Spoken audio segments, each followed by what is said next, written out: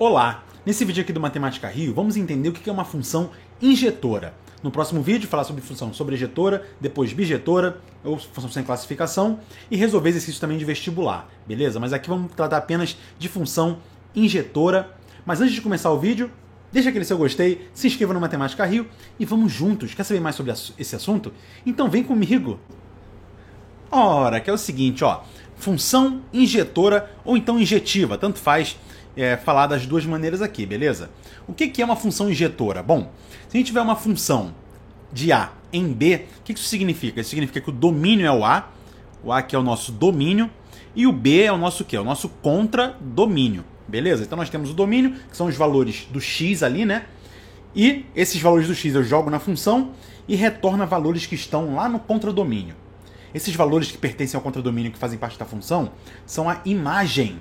Então, o que vai ser a função injetora ou injetiva? Olha só, se eu tiver aqui ó, x1 e x2 que pertencem ao domínio A, tá? Então é isso aqui que está dizendo. E a f de x1 e a f de x2 que pertencem ao contradomínio B, a gente vai ter uma função injetora quando isso daqui acontece. Ah, professor, não entendi nada. Não tem problema, eu te explico. Essa simbologia toda matemática aí é muito fácil e muito simples de ser compreendida. É o seguinte, olha só, vamos ler juntos. Se o x1 for diferente do x2, ou seja, se eu pegar dois valores do meu domínio que são diferentes, isso vai implicar aqui ó, que a f de x1 é diferente da f de x2. Então, quando isso acontecer, eu pegar dois valores diferentes para o domínio e obter dois valores diferentes como imagem, eu posso dizer então que a função ela é injetora ou injetiva. Ou de maneira análoga, se eu tenho que a f de x1 é igual a f de x2, isso quer dizer o quê? Isso implica que o meu valor x1 e o meu valor x2 são iguais. Então, quando uma dessas duas coisas aqui acontece, né, são coisas equivalentes de serem ditas, eu digo que a função é injetora ou então injetiva. Analisando através de um diagrama, seria o seguinte, ó, vou colocar aqui o meu conjunto A e aqui o meu conjunto B. Se eu pegar dois elementos ali do conjunto A, beleza? Digamos que o meu contradomínio tenha, sei lá, 4 elementos. Deixa eu botar aqui, ó. 1, 2, 3, 4 elementos. E o meu domínio tem 2 elementos ali, tá? Diferentes entre si, beleza? Então, a função ela vai ser injetora quando acontecer o seguinte. Eu vou pegar esse elemento aqui, que eu vou chamar de x1. Esse aqui eu vou chamar de x2. E aí, ó, vai partir uma única flecha aqui do x1, claro, porque vai ter que ser função. E vai chegar num elemento lá do meu contradomínio. Uma outra flecha partindo do x2 tem que chegar num outro elemento do contradomínio. Então, quando eu aplicar f aqui, ó, isso tem que acontecer. Repara que cada imagem aqui, ó, chega apenas uma flecha nelas. Então, eu digo que essa função é a função injetora, beleza? Então, é só quando isso acontece. Mas, professor, sobrou elementos aqui no contradomínio, não tem problema. Para ser função, você lembra muito bem do vídeo anterior aí de definição de função, não pode sobrar elemento no domínio. No contradomínio não tem importância, pode sobrar sem problema. O que eu vou ter aqui, ó, é que esses elementos, esses dois elementos aqui onde chegam flechas, são a imagem, beleza? E aí o contradomínio por inteiro é todo o conjunto B. Agora esses dois elementos aqui que estão sendo usados são a imagem, né, desses dois elementos do domínio aqui. Tranquilo? Então, quando isso acontecer, eu vou pegar x1 diferente de x2 e chegar lá uma flecha no elemento B e depois chegar uma outra flecha no outro elemento do conjunto B, diferente. Então essa função é uma função injetora. Tá claro? Então eu expliquei aí bem devagarzinho para você entender. Vamos pegar um conjunto numérico agora aqui para ficar mais fácil a compreensão. Ó. Digamos que esse meu conjunto A agora seja composto pelos elementos 1, 2 e 3. Por exemplo. E o conjunto B seja composto pelos elementos, digamos, 3, 5 e 7. Por exemplo aqui, tá?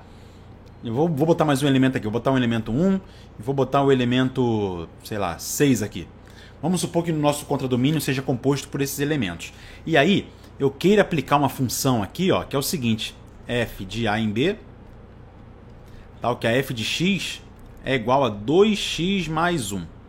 Tranquilo? Então eu vou jogar valores aqui do meu domínio na função e vou obter imagens para esses domínios aí, tá claro? E aqui vai ser o seguinte, ó, quando eu jogar o 1 nessa função, calcular a f de 1, o que vai acontecer? eu vou ter 2 vezes 1, que é 2, 2 mais 1 dá 3. Então, a flecha vai partir do 1 aqui, ó, e vai até o 3, beleza? Agora, então aqui, f de 1 é igual a 3. A f de 2 agora ali, ó. Tá? Quando eu aplicar o 2 aqui, eu vou ter o seguinte, eu vou ter 2 vezes 2 que dá 4, mais 1 que dá 5. Então vai sair uma flecha do 2 e vai ligar até o 5. Tranquilo? E quando eu calcular a f de 3, isso aqui vai ser igual a 2 vezes 3 que dá 6, mais 1 que dá 7. Então sai uma flecha do 3 e liga lá no 7. Agora perceba, todos os elementos do domínio aqui, ó, são diferentes entre si. E aí quando eu jogo esses valores do domínio lá na função, eles retornam valores diferentes, imagens diferentes. Para quando o x é igual a 1, a imagem é 3. Quando o x é igual a 2, a imagem é 5. E quando o x é igual a 3, a imagem é 7. Então, quando eu pego valores diferentes do domínio e tenho valores diferentes na imagem, eu digo que a função é uma função injetora ou então injetiva. Facinho de entender, é ou não é? Agora, se eu pegar uma outra configuração para os conjuntos A e B e usar uma outra lei de formação ali para aquela função, repara o que vai acontecer, olha só. Então, digamos aqui que eu tenho o conjunto A e os elementos aqui, digamos 3 e menos 3, por exemplo. E um conjunto B aqui, ó, formado pelos elementos 3, 6 e 9, digamos. E aí eu uso a seguinte lei de formação aqui. F de A em B, certo? Só que a f de x igual a x ao quadrado. Ou seja, eu vou pegar os valores do domínio aqui, elevar ao quadrado e encontrar a imagem para esse domínio. Então aqui vai ser o seguinte, ó. 3 ao quadrado. Quando sair essa flecha do 3 aqui, vai ligar onde? Vai ligar no 9. Concorda comigo? 3 ao quadrado, 3 vezes 3, que dá 9. E o menos 3 aqui? Eu vou ter menos 3 ao quadrado, menos 3 vezes menos 3, vai dar 9 também. Então essa flecha que vai sair do menos 3 aqui, ó, vai lá para o 9, igual. Então o que acontece é o seguinte, eu estou pegando um x1 diferente de x2, certo? Porque 3 é diferente de menos 3, é ou não é? E o que está acontecendo? Eles estão tendo a mesma imagem. A f de x1 é igual a f de x2 nesse caso. E aí, quando acontece isso, repara que está furando a definição de função injetora. Então, essa função aqui ela não é injetora. Vou botar aqui, ó, não é injetora, nesse caso aqui, beleza? Porque furou. F de x1 teria que ser diferente da f de x2 para que ela fosse uma função injetora. Nesse caso, como deu imagem igual aqui, ó, esses dois elementos têm a mesma imagem, então você percebe que ela não é injetora. Para ser injetora, tem que ter, quando você for analisar o diagrama, tem que ter essa configuração aqui, olha só.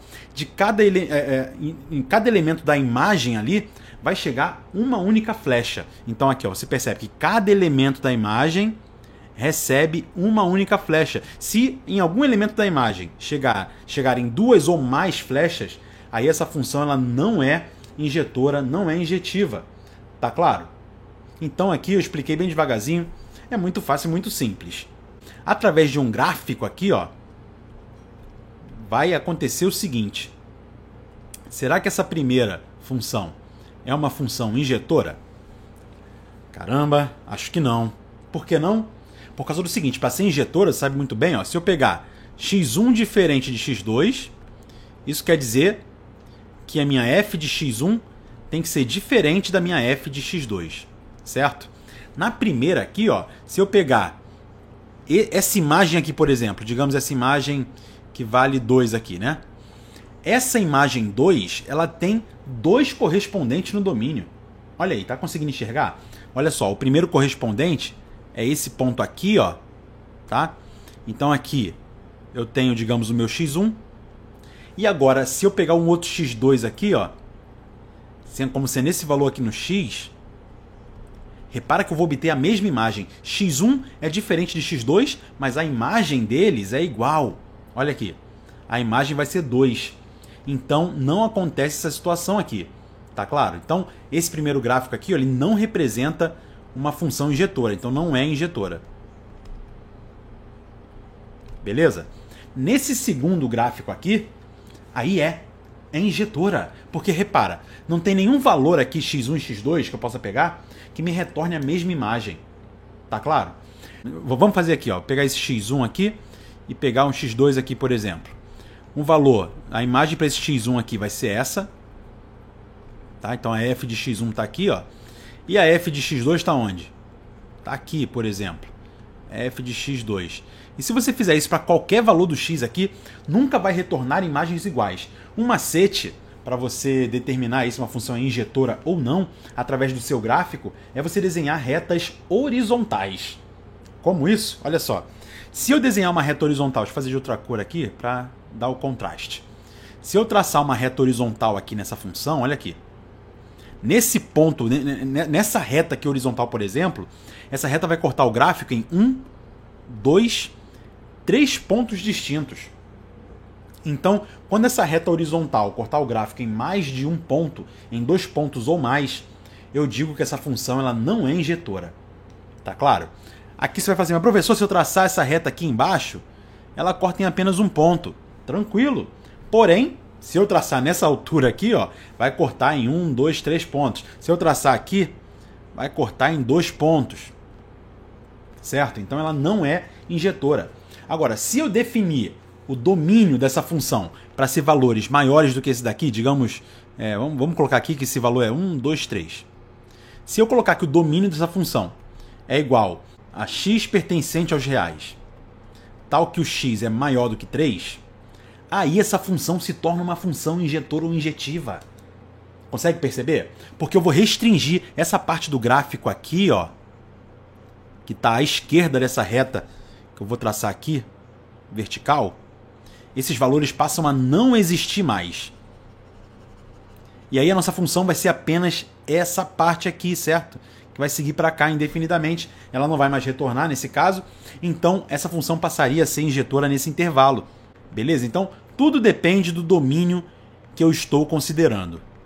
Agora, do jeito que está aqui nesse gráfico, essa função ela não é injetora. Agora aqui nessa, se eu traçar retas horizontais, cortou aqui ó, em apenas um ponto. Se eu traçar uma reta aqui, vai cortar em apenas um ponto. Se eu traçar uma reta aqui, ó, vai cortar em apenas um ponto. Então, sempre que eu traçar várias retas horizontais e ela cortar o gráfico em apenas um ponto, logo esse gráfico representa uma função injetora. Então aqui eu posso dizer ó, que é injetora. Beleza? Então, dessa forma aí, a gente consegue determinar através do gráfico se uma função é injetora ou não. Tá? De maneira genérica, eu posso dizer que toda função ímpar é uma função injetora. Vamos escrever isso daqui, ó. Toda função ímpar, você lembra muito bem do vídeo anterior, quando nós falamos de paridade de função, função par e função ímpar. Toda função ímpar é injetora. Certo? Eu posso afirmar isso daí tranquilamente por causa do comportamento do gráfico de uma função ímpar. A função ímpar, ela tem como gráfico, você lembra muito bem que eu falei da aula anterior, ela tem o gráfico que é simétrico em relação à origem. Então aqui, por exemplo, se eu considerar a função identidade f de x igual a x, tá? Lembrando que essa f é dos reais nos reais, beleza? Se eu considerar essa função aqui, o gráfico dela seria isso daqui assim, ó. Seria mais ou menos isso daqui, certo? Essa reta que vai cortar aqui o gráfico na origem. E como esse gráfico ele é simétrico em relação à origem, logo ele é uma função ímpar e também vai ser uma função injetora, beleza? Todo gráfico que tiver esse comportamento de ser simétrico em relação à origem, além de ser uma função ímpar, vai ser também uma função injetora. Então toda função ímpar é uma função injetora, porque não importa, qualquer x1 e x2 diferentes que eu pegue aqui, ó, peguei um x1 aqui, vou pegar um x2 aqui, por exemplo. Os valores de f de x1 e f de x2, olha aí, serão o quê? Serão diferentes. Repara que x1 diferente de x2, então a f de x1 é diferente da f de x2, tá? E de maneira também análoga a isso daqui, ó, posso dizer que toda função afim é uma função injetora. A função afim, ela tem como definição, a gente vai ver isso mais para frente, mas só para dizer para vocês que a função afim, tá, ela tem esse formato aqui, f de x igual a ax mais b. Agora, por que ela é injetora? Se eu pegar f de x1 igual a f de x2, olha o que vai acontecer, ó. F de x1 é a mesma coisa que ax1 mais b, concorda? E a f de x2? A f de x2 ela vai ser x2 mais b. No lugar do x eu coloco o x1 e o x2. Agora, se eu pegar f de x1 igual a f de x2, você lembra da definição de função injetora lá do começo? Ó, vamos voltar aqui rapidinho. Que eu posso também definir a função injetora assim, ó. Se a f de x1 for igual a f de x2, então o x1 é igual a x2. Vamos lá, vamos ver lá na função afim. O que acontece? Olha só. Vou pegar f de x1 igual a f de x2. F de x1 igual a f de x2. Logo, eu vou igualar isso daqui, né? Eu posso escrever assim, então, ó, ax1 mais b igual a ax2 mais b. E agora, como b, eu tenho b dos dois lados ali da igualdade, né? Eu posso simplificar, ou seja, eu posso cortar esse b daqui e eu vou chegar à conclusão aqui, ó, que o ax1 é igual ao ax2. Como eu tenho a de um lado e o a do outro, e o a é diferente de zero, eu tenho certeza disso pela definição de função afim, que a gente vai ver futuramente. Então eu chego à conclusão aqui que o x1 é igual a x2. Logo, se eu pegar um f de x1 igual a um f de x2, o x1 tem que ser igual ao x2. Logo, toda função afim é uma função injetora. Olha aí que legal, né? Então, dessa forma, a gente finaliza aqui o nosso vídeo sobre função injetora. Beleza? Então não é difícil, muito fácil, muito simples. Nesse vídeo aqui falamos sobre função injetora, no próximo vamos falar sobre função sobrejetora, depois função bijetora e aí resolver exercícios que caem no vestibular sobre esse assunto aí. Tranquilo? Você não está sozinho, eu estou contigo. Até o próximo vídeo.